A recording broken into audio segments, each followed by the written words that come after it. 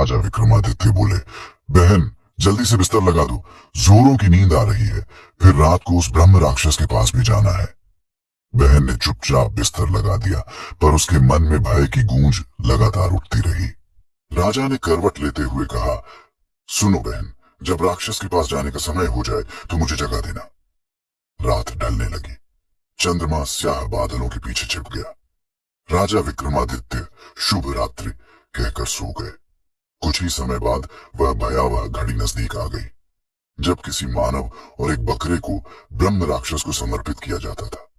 घने अंधकार में दरवाजे पर जोर की दस्तक हुई। गांव वाले आए और बोले, समय हो चुका है राक्षस का भोजन बनने का। उधर राजा विक्रमादित्य गहरी नींद में थे। गांव वालों को देखकर राजा की बहन भय से कांपती हुई दौड़कर उस कक्ष में आई जहां राजा सो रहे थे।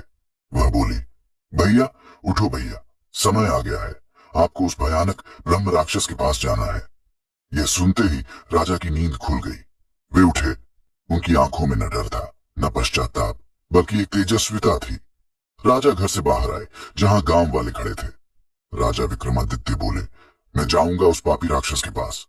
कहाँ है वह स्थान जहां वह आता है? दिखाओ मुझे वह जगह। गांव वालों ने कहा, हे युवक, यहां से दक्षिण दिशा में एक विशाल जंगल आएगा। वहां मां काली का एक प्राचीन और विशाल मंदिर है। उसी मंदिर के पास वह राक्षस आता है।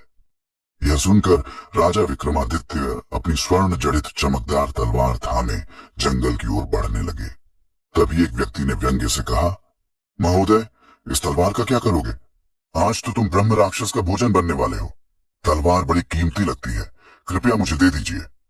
राजा विक्रमादित्य मुस्कुराए और बोले, क्यों मित्र, तुम्हें किसने कह दिया कि मैं उस राक्षस का भोजन बनने जा रहा हूं? मैं तो आज उस पापी के लिए नरक का द्वार खोलने जा रहा हूं। कुछ ही प्रहर में लौट आऊंगा। मंदिर में मां काली की विशाल मूर्ति विराजमान थी।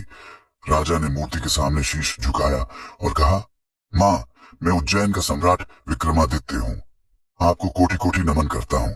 आप तैयार रहना मां, आज उस पापी की बलि आपके चरणों में चढ़ेगी।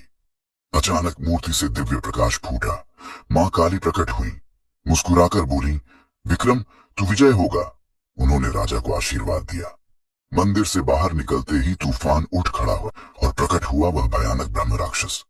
वह हंसा। उसकी हंसी से पूरा जंगल थर्रा उठा। राक्षस बोला, तू कोई सामान्य मानव नहीं लगता। युवक, हर कोई तो मेरे भय से पहले ही प्राण छोड़ देता है, और तू तनिक भी भयभीत नहीं हुआ।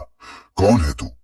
राजा विक्रमादित्य गंभीर स्वर में बोले, हे पापी राक्षस, कबूतरबाज से, शावक सिंह से और अपराधी सम्राट से अपना परिचय नहीं पूछता।